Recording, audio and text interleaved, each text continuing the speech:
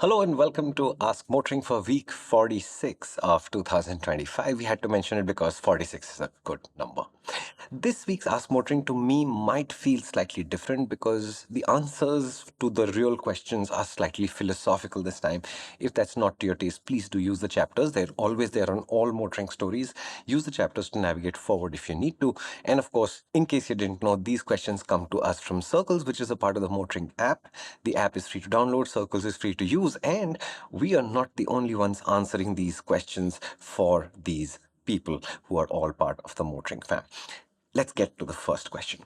And the first question is from Neil28, who rides a classic 500 non-ABS. He's planning to get into a 300, 400cc sports bike. He's comfortable with cars. He's driven them a lot, but he's wondering how much can he trust or rely a motorcycle ABS? He's taken two examples here, the Apache RR310 or the Ninja 300. And the answer to this question is trust is a subjective thing, and there is no real way to answer this question. What we know for sure, current day ABS systems do work reliably well, and failure rates are very, very low. And the warnings that come with failures are very, very strident, so you can't really miss it. What that means is, most of the time, if you demand too much brake force, and your tire cannot supply that kind of demand, it locks up. The system will intervene and unlock your wheel so that you have control over the motorcycle, directional and otherwise, and this works really well. Older ABS systems, they used to do this a little bit slowly, let's say 10 times a second. Current ABS systems work quite a bit faster, let's say 50 to 100 times a second is the baseline. To me, there is two sides to the ABS question. One is, can you trust it to work? Yes, absolutely, you can. And to me, what I would do if you're especially new to this is try it. Locking up the rear is usually more safe than locking up the front. So that's why you want to try it. Find an empty place, get on your bike, hit the rear brake really hard, and it should not lock up. Some of the more recent Bosch systems, they do have a calibration phase at the beginning, and you will feel that as the wheel locks up and it calibrates the system in that lockup, and then it unlocks and starts to work. It's a little bit unsettling. I honestly do not like it, but it is there. There are systems. You'll find it on the Himalayan, for example, and I saw it on some other motorcycle more recently that I can't remember right now, but you will see a few of these systems. But getting the rear to lock up and then unlock, and you'll feel your brake lever move under your foot, is how ABS systems work. That'll give you a sense of what it's supposed to feel like. If the rear ABS works and there's no warning lights on your dash, warning light means no lights, ABS is on. If there is an ABS light on, that means there is a malfunction and ABS is currently not active. So if you look down at your dash, there's nothing going on. That means if the road is deserted, empty, the tarmac is reasonably clean, now you can try front ABS and you should have a very similar experience, where once the ABS comes on, the lever starts to pulse under your finger and you can feel the fact that the front is refusing to lock up. Even if your first impression is, it just makes me run longer rather than stop earlier, this is a feeling, this is not true. The reason this is a feeling and not true, Neil, is because in a car you have so much contact patch, you have so much rubber on the ground that you can just stand on the pedal and the car does all of the heavy lifting and gives you the most efficient braking possible. Because motorcycles are smaller and lighter, suspension units are taller and longer, this is not exactly a one-to-one change when you go to a motorcycle. On a motorcycle, you have to build up a little bit of force, give time for the grip to come up, and I'm not talking seconds of time, I'm saying microseconds of time. You have to give the front tire time to gain a little bit more grip, then add more brake force, then a little bit more brake, then a little bit more brake force. And that cycle is what we have to learn in terms of practicing braking when we have an ABS system. So if you're a new rider and you refuse to practice your braking, what's going to happen is you're going to grab the brake, ABS is going to come on, and the bike will run a long distance before it stops. It will be a safe stop, but it's not necessarily the most efficient stop. Whereas if you practice your braking and you know how to generate the brake force, then ABS will actually kick in much later and you'll have really short stopping distances. And if you overdo it, ABS will come on and save you from a crash. That's what's supposed to feel like. So trust, it's a subjective question. On motorcycle ABS, it's a skill question. That's why this is a little bit more challenging to work out than for a car, for example. The next question we have is from Adventurer. In sum, he's been riding a 2021 BS6 Dominar 400 4 years. He's very happy with it. He loves the bar highway performance, etc. Now he wants to move on, and he rode his friend's Scram 440 and he absolutely loved how it felt. It felt so much lighter than the Dominar, more fun and even off-road. And Adventurer has taken his Dominar soft-roading, so he knows what that feels like. But here's the important part of the question. He's wondering, should he sell the Dominar? It has sentimental value because it was first bike, and move to something more off-road friendly like a Himalayan or Xpulse 210 or a Scram 440. And his hesitation is he's moving from a 40 bhp bike to something with a 24 bhp bike, and to him it feels like a downgrade, and that is causing conflict. And there's two ways to answer this. First, you should remember we don't recommend a 40-ish bhp bike as your first bike in the first place, and there is a very powerful reason for that.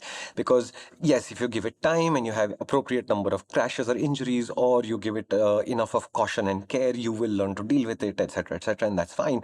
But when you get that high up right at the beginning, you eliminate a lot of good motorcycles that would have taught you valuable and important lessons along the way. So in adventurer's case, I don't think personally of the Dominar 400 as a great motorcycle or a memorable motorcycle in any way, but clearly he's loved the experience so far, and he would, right? It's his first experience, it's all he knows. Now he's discovering other facets of the motorcycle world, and the problem is some of them technically look like they're behind where he's at, although he can see the charm and appeal of those experiences. If he hadn't got a 40 bhp bike, this would be a lot easier to do, but that's not the issue here. The issue here is he already has a 38 bhp bike, and he's considering something with like 25 bhp, and he's wondering, is it a downgrade? The problem with that idea is, first, if you're going to look at motorcycles through spec sheets, I guarantee you're going to get lost. Motorcycles, and I will answer this in another question in this very episode too, but motorcycles are about how they make us feel, and honestly, the spec sheet has absolutely nothing to do with it. I've been researching people who are going around the world on their motorcycles, and you would think that they're all on BMW 1200 GSs or GS Adventures or something like that, but that's not true. There are Kawasaki KLR 650s in there. There are 400cc, 450cc dirt bikes in there, 250cc dirt bikes in there.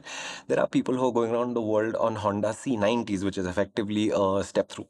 So the motorcycle, its specification, its performance, they are very, very, very less important than the idea of the how do they make you feel. And to me, if you spend 4 years with a motorcycle which you think is impressive because it's all you know about that motorcycle, being courageous enough to say, you know what, I'm going to jump to another motorcycle that I really felt something for, is a very powerful way to teach you that the universe is bigger than it looks. And all the greatest movement in the world doesn't necessarily move forward or upward. Sometimes it moves backward. It can be a lot of fun. The next question is the simplest question in this group. It's from Hawk. And he says, should he be rev matching on his 390 Duke because it does have a slipper clutch? Now, what you have to understand about this is that the slipper clutch's job is to take up any riding mistakes you make during gear changes, especially if you rev match badly. In theory, therefore, if you have the 390 Duke, it does have a slipper clutch. There's no reason for you to be rev matching unless you think of rev matching as a skill that you should have, because it does improve your gear shift experience and it does smoothen things out. At the racetrack, the fastest riders who have auto blipper systems, where the system has a slipper clutch, the ability to make the downshift happen for you quickly, and the ability to rev match. Remember, those engines do rev match. They do make quick gear changes. And therefore, mechanically, it's not like the manufacturer said, hey, listen, there is a slipper clutch and there is an actuator that can make the gear change happen faster. We don't need to rev match. The system rev matches, and therefore, if your system is not fully capable of rev matching, I think partly it is, but if your system is not fully capable of rev matching, here's a chance for you to learn how rev matching works and to improve your skill at it. I would go so far as to have practice, and yeah, but that's me. But I'd have practice days and riding days. And on practice days, I'd turn the quick shifter off so that the auto blippers input is not required and I do my rev matching. And then be riding days when I'm riding with friends and I don't need this distraction. And on those days, you put the quick shifter on and you let the system handle all of this. You will learn stuff, I promise. The next question is from Shaq81. It's my favorite enduring questions on motorcycling because I find if you feel for motorcycles, eventually you'll come to this question and you'll have to answer it for yourself. And honestly, I do have an answer that applies to most people, but I can't answer this for you. And his question is, he has an ongoing battle between his brain and his heart. He used to be a motorcyclist 10 years ago. For the last 5 years, he hasn't ridden one. His daily driver today is a diesel Hyundai one i20 2016. He likes his car, but now he wants a two-wheeler. After a lot of videos and reviews, he's narrowed it down to the two that he thinks are the most appropriate. His brain says he should buy a Suzuki Access 125. It's cheap, practical, easy to maintain, economical, and good for city usage. But his heart says he should get the Scrambler 400X because you live only once, buy what you love to ride, it's safer than a scooter, it's built for Bengaluru's roads, which have crater-sized potholes, and if he wants to, he can go back and start doing long distance rides again. What he would like to know is how should this heart versus brain decision play out? And I'm sure that the MotorInc fam have given him some amount of help from their perspective. And my perspective to this is actually the most basic of all. I believe that objective motorcycle testing is not possible because motorcycles are intensely subjective and personal things where that piece of hardware, engineering, whatever you want to call it, has a very specific and personal reaction to you as a person and your preferences and your expectations as a rider. And therefore, to me, when somebody asks me a question between bike A and bike B, no matter what the categories of these bikes are, I always want to find out where is your heart at, because a motorcycle that makes sense to your brain will not necessarily be the most satisfying experience of all. It might be the superior experience in terms of, oh, it was so reliable and it was so comfortable, but that's not what you're always looking for. Motorcycles that talk to your heart are the motorcycles worth owning. And I'll give you this. I have bought, since the beginning of my career, I'm going to say 14 motorcycles so far. I haven't made a single choice with my brain. And I have had really, really, really interesting and valuable experiences with my machines. To me, motorcycles are always about heart, and you should always follow your heart if that's the conflict you're sitting in front of. What makes sense to your brain could be a very useful thing. Scooters are like that. Most cars are like that. The top of the line performance cars are not like that. Most motorcycles, I'm so happy about this. Most motorcycles are like that. Get what makes your heart happy. Don't worry about your brain. It'll come along. Okay, the last question is from the Flash. And his question is his motorcycle, which is a KTM Adventure 390X, does not come with a main stand, and he's wondering whether he should install one or not. And his question is one, will it affect ground clearance, cause it to scrape over potholes, speed breakers, etc.? Two, is there a change in the vibration level based on this installation? And three, easy chain maintenance is said to be the biggest advantage. Is it a real thing or not? And my answer is a manufacturer design center stand will very rarely scrape or change the ground clearance significantly, because when a manufacturer does the accessory, they usually go through the pain of homologating that unit as an accessory, in which case they verify that the basic parameters of the vehicle don't fundamentally change. So I would be very, very surprised if you bought a main stand for your TVS or Hero or Honda or whatever from Hero, Honda, TVS, etc., respectively, and then discovered that it makes a substantial difference to your ground clearance. It can happen in the aftermarket where they're not homologating, where the intent could be something different. Yes. When you buy it from a manufacturer, generally this is not an issue. Second, is there a noticeable difference in vibration? There might be. We know anecdotally that connecting basically under the foot peg, if you connect the two foot pegs of the Adventure and the Enduro together, it does seem to produce a less vibey experience. And that is exactly what the center stand is going to do. So if you do mount the center stand, chances are that your foot pegs will become a little bit quieter in terms of vibration, and you're going to notice that difference for sure. But the biggest question about center stands always comes from the third one, which is the benefit of easy chain maintenance. Does it justify the cons, if any? So here's the thing. The way I see it is that the main stand is a reasonably heavy part of the motorcycle. A decent main stand is easily 5 kilos. A very, very well made and robust one can be as much as 11. I think the one on my Ducati was like 17 kilos or something like that. And you're asking me to carry around an additional 5, 11, 17, whatever it is, kilos of weight around the whole week, so that on Sunday I can save 5 minutes in cleaning my chain. And that just makes no sense to me. What I do is I have a roller. I think mine is from Grand Pit Stop. It's called the G Roller. I bought the heaviest, most heavy duty one they have because I had the Ducati at that point of time. You basically roll the motorcycle one wheel at a time onto the roller, then the wheel can be rotated with some amount of effort, but it makes chain cleaning and maintenance a 15-minute job. When I'm out on tour, I very rarely look at my chain, but when I have to, I basically find a slope, park the motorcycle on top of the slope, clean what is visible on the chain, lube what is visible on the chain, and then roll the motorcycle down the slope a little bit, do it again, roll it down, and usually by this point the whole chain is all done and I don't have to carry any additional hardware for this. So I have been doing chain maintenance in my garage for 25 years now.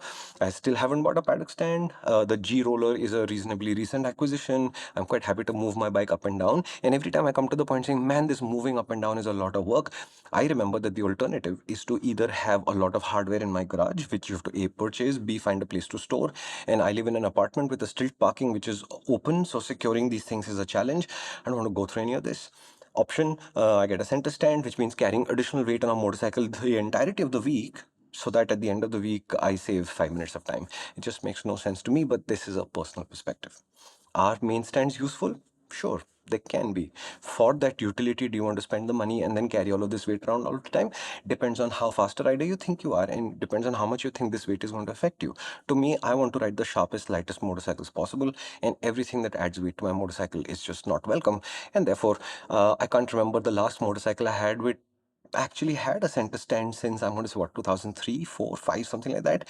Trust me, I've kept all my chains clean. I haven't scraped any speed breakers or potholes, and I have not really noticed any noticeable difference in vibrations across all of those machines either. So to me, center stands, if you don't have one, you'll be fine. And that brings us to the end of a whole bunch of questions. If you do have a question and you're wondering where to ask, please go to the MotorInc app, find circles, post your question, and add the hashtag AskMotoring. Why this is good to do is because we are not the only ones answering this question. If you've listened to this episode carefully, you do realize that you can have a completely different and valid perspective from what I have given you as my perspective on this, whether we're talking about center stand, brain versus heart, whatever it was. And what I really enjoy about the motoring community is they're not afraid to express themselves. It's not a hostile place. People are warm and helpful, and they really are trying to help you reach a clearer conclusion about whatever is causing you a little bit of confusion or worrying. And in the same breath, I'm not suggesting that you are the only one with questions. If others have questions that you have answers to, I really, really think you should take a moment to answer their questions too. Thank you so much for watching. This is Ask Motoring. Karthikeya will be here next week, and I will see you in week 48.